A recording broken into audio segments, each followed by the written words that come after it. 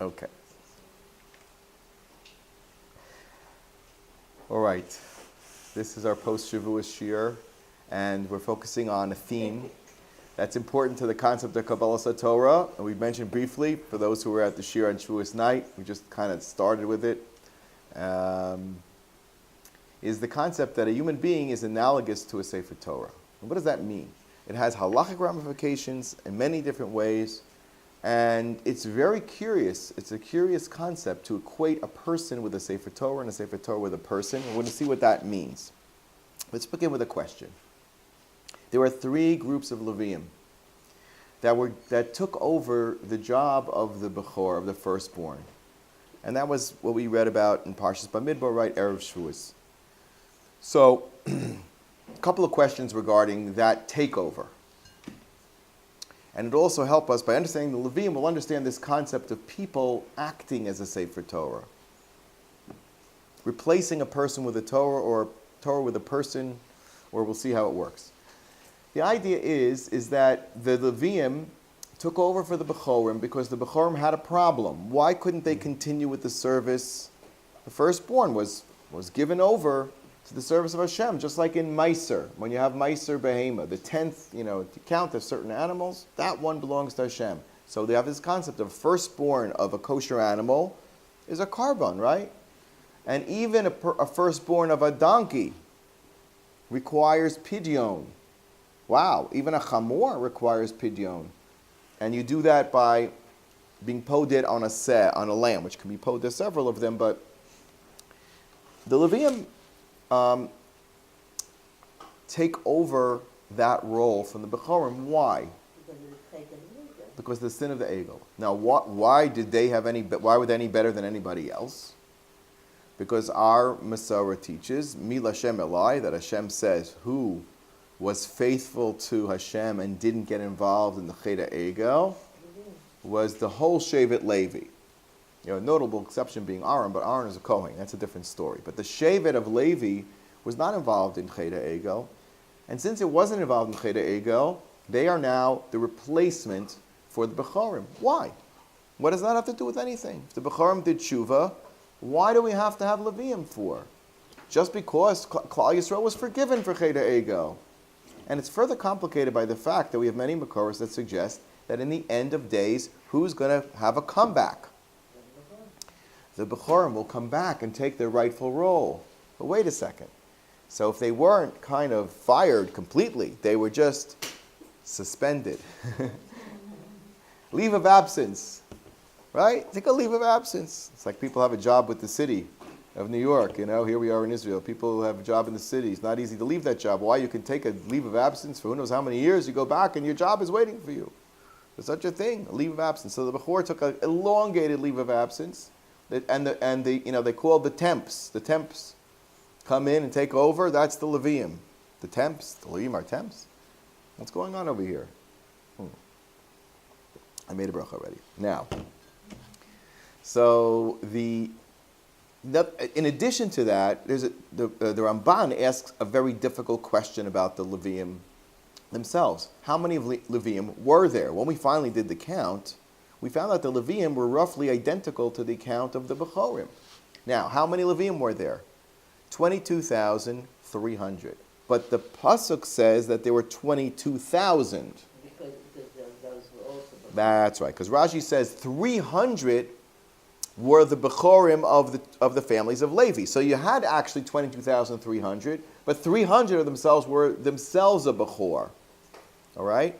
So they were not qualified to take over for other Bechorim because they were Bechorim themselves. They were kind of taking over for themselves, which is a little bit problematic because if Levi didn't sin, why do these Bechors need to be taken? I would have thought they're free and clear, right? They're Leviim. They were never involved in the sin. So why can't they be available to be Poda, the other Bechorim? There was nothing wrong with them. And you know how many other Bechorim there were that were extra, that were over 22,000? How many non-Leviim were there firstborns in all of Klal Yisrael? The Pasuk says 22,273. So if we would have allowed those 300 Bechor Leviim to be considered perfectly fine, untainted, So then why do they need a pidyon for? So, and they could go be poda, those 273, and you still have leftovers. Difficult. And then the next question is, Hashem, the Mepharshim talk about how, the Ramban's question is why were the Levim so small? I mean, they were 22,300 from the age of 30 days. My new granddaughter is now 30 days old. We got our first month picture. So I sent a message, welcome to Klal Yisrael. When's the Kiddush? All right, you make a Kiddush. Kid comes into the world, to the Klal Yisrael to make a Kiddush. So why were there so few Levim? Weren't they Mekadesh Shem Shemayim all the time? They didn't do Avodah Zarah. They were great. They should be blessed, right? They should be blessed. From the age of 30 days on upward, there was only 22,300. When you talk about the other tribes, we started counting them from what age? 20 to 50, and the smallest of them was 35,000. So the Ramban says, why is Shevet Levi half the size of everybody else? It's another curiosity. What's the answer? Wait. We're getting there. So let's review. And the third problem that we want to mention is that when the Levium come and replace and take over their jobs and the various jobs that they have to do, in addition to replacing the Bechorim, the three of them are split between two parshios. The counting of Kahas and their installation in their work was in Parshas Bamidbar at the end, whereas Gershon and Merari are in this week's Parsha, which is Parshas Naso. Now, lest you think that that's, not such a big deal, well, if you look at the section at the very end of Bamidbar, it starts with the word Naso. And it's a Parsha on its own. It's its own little section in the Torah. So if I were lining things up, if I were in charge of Parshat Shavua, which we'd all be in a lot of trouble if we were, but if I were in charge of Parshat Shavua, I would have broken it right there. I would have said, okay, Vayiten Moshe kesef apiduyim la'aron l'banav al pi Adonai kasher tziva nayas Moshe. Hashem gave the redemption money, meaning that we took the money of the 273 extras, right? Because 22,000 Leviim replaced 22,000 Bechorim. But the 300 Bechorim Leviim are not available to help, so what are we going to do for the 273 regular Bechorim? They had to pay up. They had to pay how much?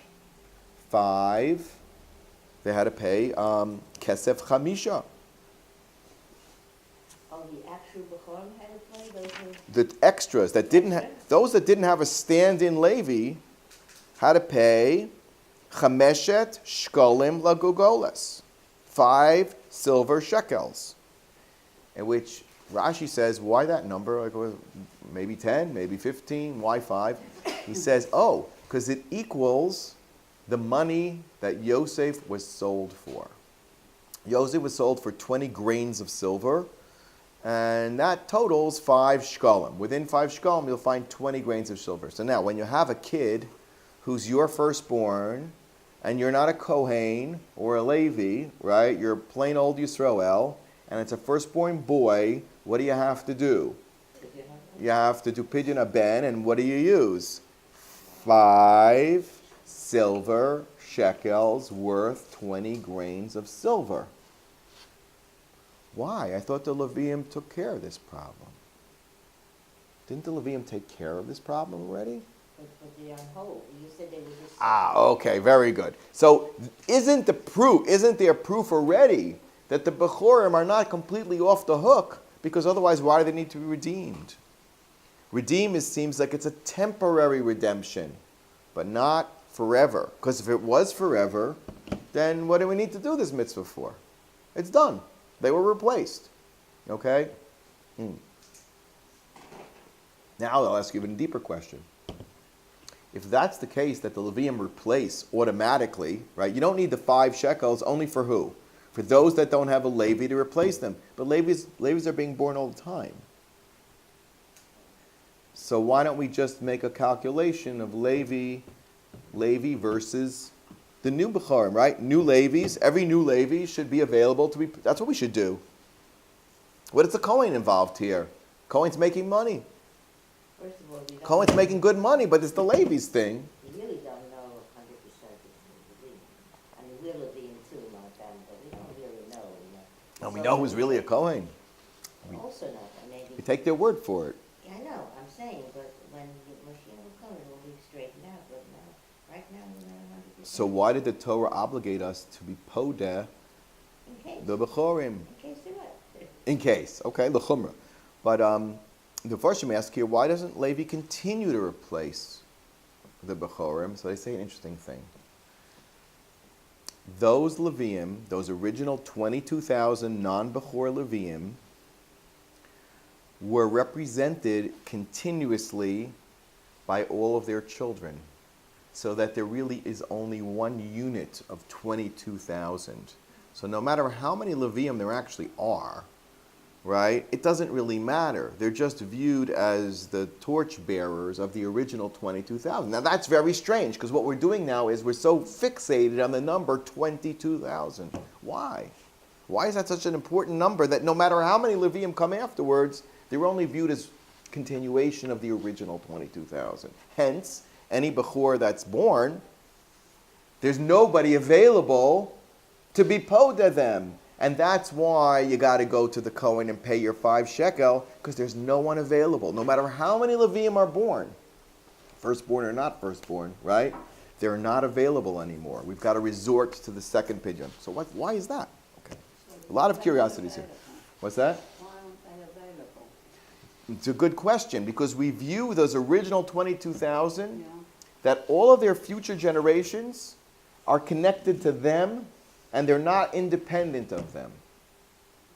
Right? So we had one opportunity for the original 22,000, and after that, you got to pay the Kohen. There's no other way out. Just like then, they paid the Kohen. They didn't pay the Levi. They paid the Kohen.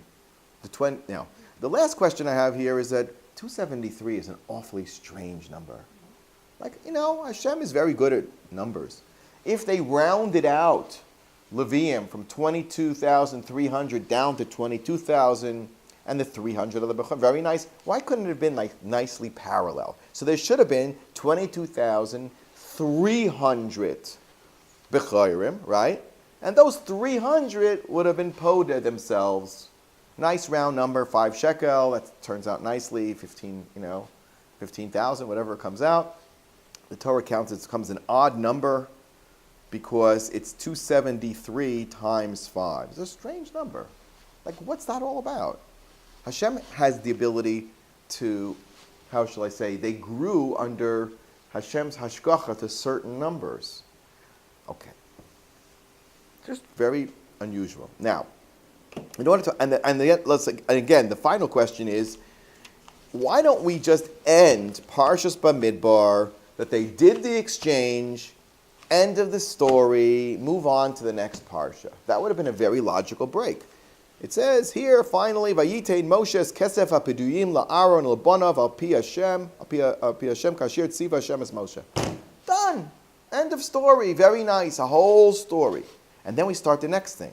Vayidaber Hashem el Moshe ve'el Aaron lemor Naso yesrosh b'nei kahas mitoch b'nei Levi. Why? Why do you want to know? Zos avodas b'nei kahas. We're going on to a different subject. We're going on to the subject of what their work is. Whether they stand in for the Bechorim or not, or maybe this is what they do to stand in for the Bechorim. Maybe the Bechorim would have been the schleppers and the song bearers and the security. Yeah, can. But now you're just going into the details. Why do I need to connect this back to Parshas Bamidbar? And look how nicely it starts. Vayidaber Hashem Moshe lemor Naso yesrosh b'nei kahas. We don't have to change the name of the parsha even. It's like when you get married and you marry Schwartz marries Schwartz. You don't have to change the stationery. Or if you marry somebody with the same letter, don't change the stationery. You got everything here. Move up. And there is one last piece of Bamidbar, however, that is also added here, and curiosity why. It says, Vayidaber Hashem el Moshe ve'el Aaron lemor al tachrisu es shevet Mishpachot kahasi mitoch Leviim. only about kahos. There's something special about kahos. Why? V'zos asu lahem v'chayu v'lo yamusu begishtam es kodesh hakadashim. They've got to do the work. They've got to come in to the kodesh kadashim, take it down. Right, well, the Kohanim are taking it down, wrapping everything. But they've got to come and approach these things and carry them, including the Aron Kodesh. Who do we know carried the Aron Kodesh? Famous person who's going to come up very soon in our Parshios. Korach. Korach was one of those privileged people who actually, only 4 of them, only 4 people in all of Klal Yisrael, that was, each one of them holding on to one of the poles, to the 2 poles on 2 sides to carry the Aron Kodesh. And really we know that the Aron Kodesh wasn't carried by them, but rather what? Yeah, it really carried itself. So they were like getting a free ride. Boy, I like that job. Instead of schlepping heavy adonim, right? Like in the airport, you go on you just stand there and it takes you right to your gate, right? Don't have to do anything. Who were the other 3 that carried? That's a great question. I do not know the answer to that question. If you can find the answer to that question, Magia lach artiko, mashu kaze. Okay. So now, They were very modest. the problem is that since they're carrying nuclear level weapons, the Aron Kodesh was the most powerful weapon, is the most powerful weapon that Klal Yisrael ever had and will ever had, other than the prayer, our tefillos. But in terms of an object, the most powerful object that we have, how do I know that? How do you know the Aron was actually this incredibly powerful device? We have the idea when David HaMelech tried to bring Aron Kodesh up to Yerushalayim. There was Peretz Uzzah. This is right in the beginning, where David is trying to establish at least bring the Aron Kodesh to Yerushalayim on the way to building the Beis HaMikdash. The guy touches it, he dies. More than that, our own town of Beit Shemesh is famous in the Tanakh for the fact that prior to David's bringing it up, it was captured by the Plishtim. And the whole place was destroyed, the idols were. So what happened? Yeah, the idols were destroyed right there. We're out there in Kiryat Gat and Ashkelon and Aza and all those places, Ashdod, which are now Baruch Hashem. I'm assuming that we've got the right location, but they were Eretz Plishtim, all the way right up here to Emek HaElah, right outside Beit Shemesh. That was all Plishtim land. That's where the battle took place. So when they had to cough up the Aron Kodesh, because it was destroying them, again, see the weapon of the Aron Kodesh, it brought them plagues, and the idols were destroyed. It had like this power. They put it on a wagon, right? We know that. And it comes back here with the singing cows. You know the story of the singing cows, which itself is pretty remarkable. And the first people that see it are the people in the town of Beit Shemesh. Wow, was that great for Beit Shemesh? Not really. Because since they just looked at the Aron Kodesh, 50,000 people passed away. It's a davar shebekudusha ad ma'od. Don't look. Now, lahavdil elef havdalos. This Masorah that we have was used by a Jew in Hollywood, known as Steven Spielberg, whose mother had the kosher restaurant, right, on Pico Boulevard, the Milky Way, right, named after Milkix, okay, for Shavuos. I'm sure they had good cheesecake. And he said, he made a movie, Raiders of the Lost Ark. So he built in a few Jewish things, he had some Jewish knowledge. And one of the things was, yes, he said that he has the main character, Indiana Jones says, don't look at the Aron. And those that looked at the Aron perished. In that sense, that was something that comes from our Masorah. That's true. Looking at the Aron was fatal. So can you imagine, one Levi gets a glimpse of a little piece of the Aron Kodesh that wasn't fully wrapped by the Kohanim, he's done. He's dead. We even have a case, there's a Mishnah says, in Yuma, that our Masorah is that the Aron Kodesh is buried deep under Har HaBayis. We'll keep davening for that day where it's just going to emerge. It's just going to come up. When is this going to come? It's just going to come up. It's right there. It's under the surface. When is it just going to rise up? I thought the Beis HaMikdash is going to rise up. Not rise up, it's going to rise down. It's going to come down, at least in some sort of form. We don't know. The Ramchal says that it'll be a hologram. What do you call it? A holograph? Or hologram. 3D printing, lahavdil, where it's going to come down and we're going to build around it. It's going to be a combination. It'll be like you'll see the spirit. You'll see it in some sort of form. But the Aron Kodesh is right under there. There was a Kohen and it was hidden by Yoshiyahu Melech in a vault in a place that was predetermined by Shlomo HaMelech. It was called a bayis. It had like a special vault for the Beis HaMikdash all the way in the labyrinth under Har Bayis. And he noticed that there was a break in the tiles of the Beis HaMikdash. Who noticed it? In the Dir Eitzim, a Kohen, Oh. in the place where they stored the wood. So there was a Kabbalah among the families of substantial Jewish leaders, I think of the Nasi and so on, that they would bow at that place when they came to the Beis HaMikdash because they had a Masorah that the Aron is under there. And this guy got all excited. He noticed wow, there's like an opening over here. And it says he didn't manage to go and run and tell his friend, and he was already dead. So the Aron Kodesh is not something you mess around with. Now, so included in the end of Parshas Bamidbar is this strict warning, specifically for Bnei Kahas, right? But the question is, this really belongs in the next week's Parsha. You know what I mean? Like, what does it have to do with the transfer of power from the Levium to the Bechorim? This is pure Levi stuff. Okay, the transfer is over. Now let's get to business. This is your work. It doesn't seem to make any sense. Okay. So in order to explain this. Are you also going to answer the question about why they have so few people? Yes, we're going to get to all the questions. Shall we review all the questions? Let's do a little chazara. And first question from the Parsha. Why is Kahas separated out from the other brothers in terms of the work of the Beis HaMikdash, which should have been the beginning of Parshas Naso? Second of all, why do they attach to it this warning? I understand the warning and I understand why it's there, but why is that the end point chosen as the end point? Next question is, going back to the Parshas Bamidbar, where we transferred the Levium onto the Bechorim, their number was given as 22,000. Ramban asks a very small number. It's about half the size of any other Shevet. Why are they so small? And then we say that the count was really 22,300. And Rashi says, no, they had to transfer themselves from Levi to Bechor, which doesn't make any sense, l'chora, because if Levi didn't need a transfer, because as Chazal tells us, they didn't do the Aveira, so then why do they have to transform themselves from Bechorim into Levium? They are Levium. And the Levium could then be used to cover the other 273 regular Bechorim who didn't have coverage, because 22,000 took care of 22,000, but there was an extra of 273 who had to pay the 5 shekel. And then why was it 273 and not 300 to begin with? Okay?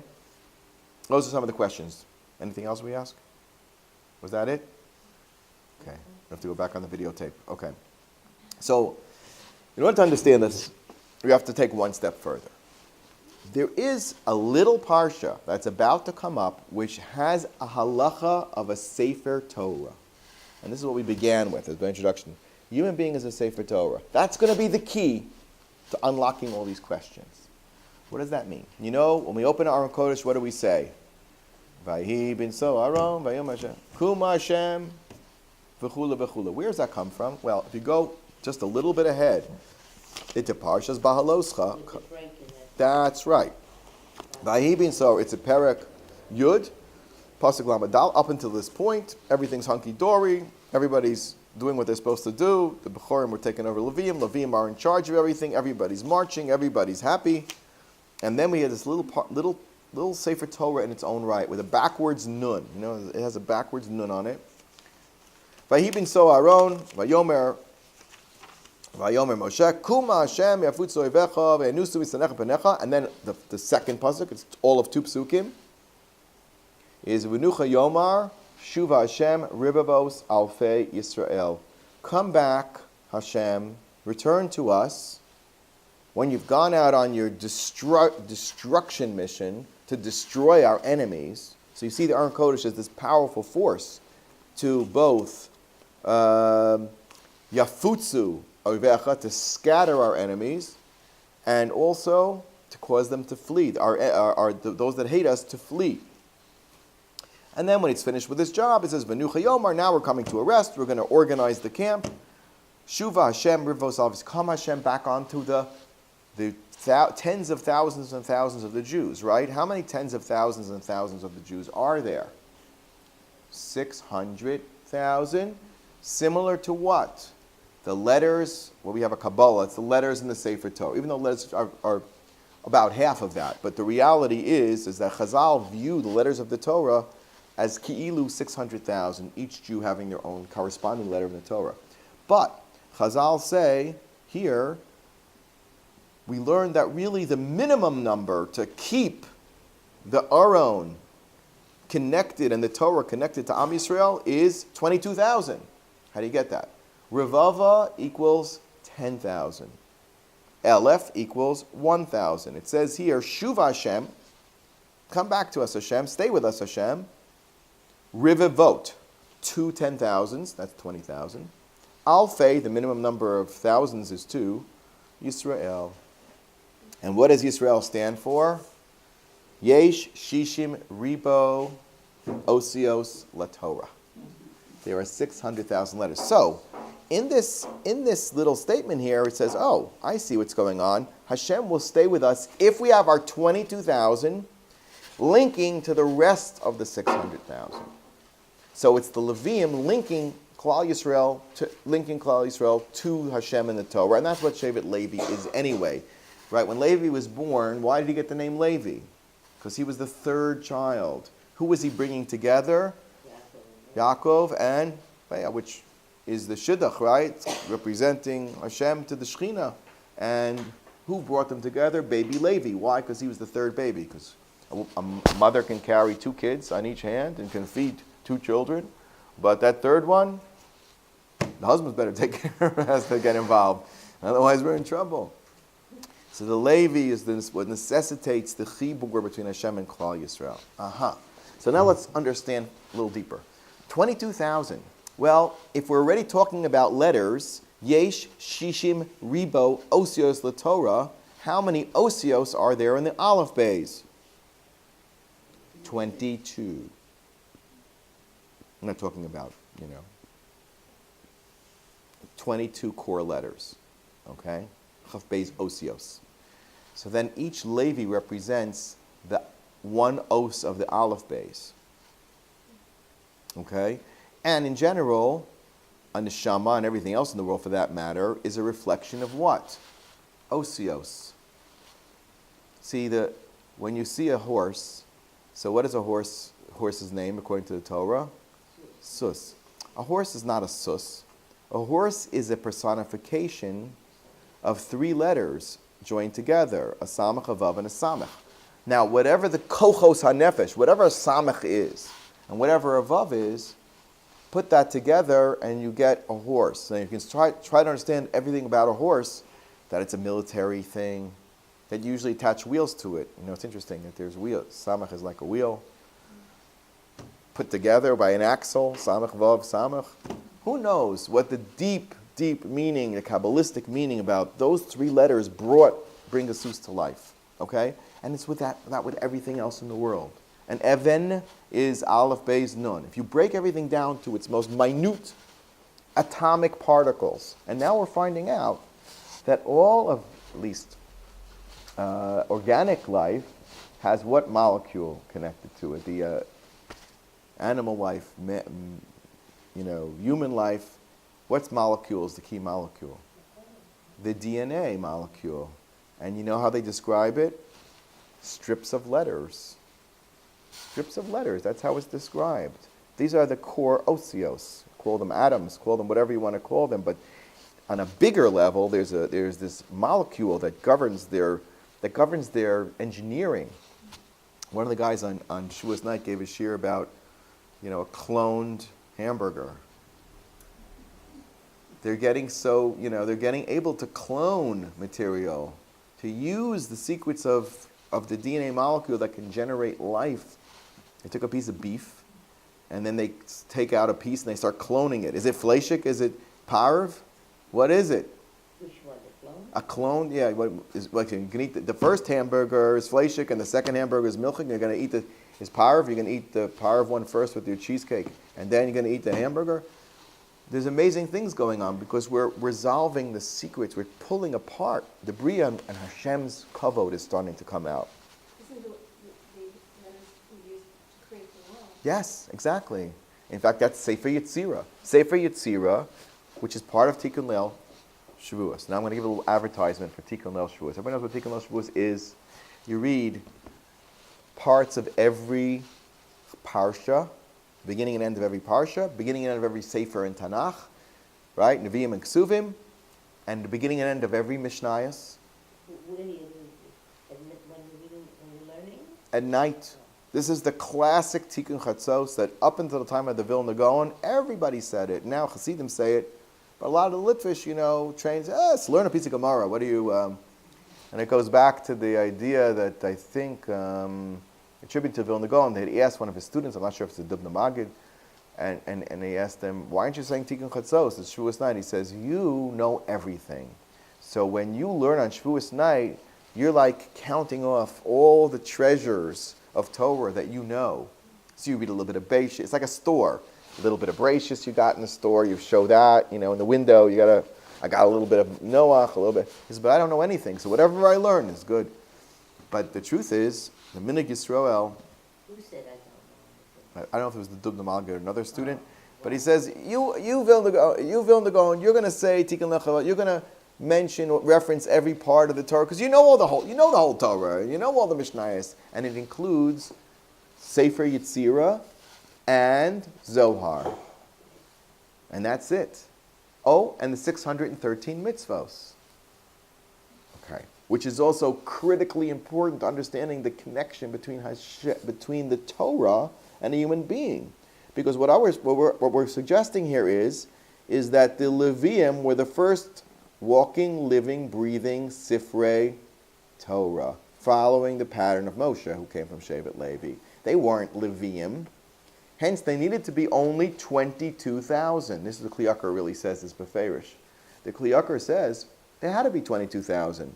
Because their job was to carry the Shechina forward. They're mentioned here in Uvenucha Yomar, Shuva Hashem Rivos Alpha Yisrael. They're the repository of Hashem's Shechina. Therefore, they are actually letters of the Torah, and they actually are more specifically living, breathing Sifrei Torah, connected to a larger Sefer Torah known as Yisroel. Yesh Shishim Ribo Osios, the Torah. Klal Yisrael itself is a giant Sefer Torah because every Jewish neshama has an os in the Torah. Now what happens when one os is missing in a Sefer Torah? It's pasul. Hence we cannot write off any member of Klal Yisrael. So that's the job of the Levi. The job of the Levi is to make sure that there are human beings in this world that are living, breathing Sifrei Torah, so they can inspire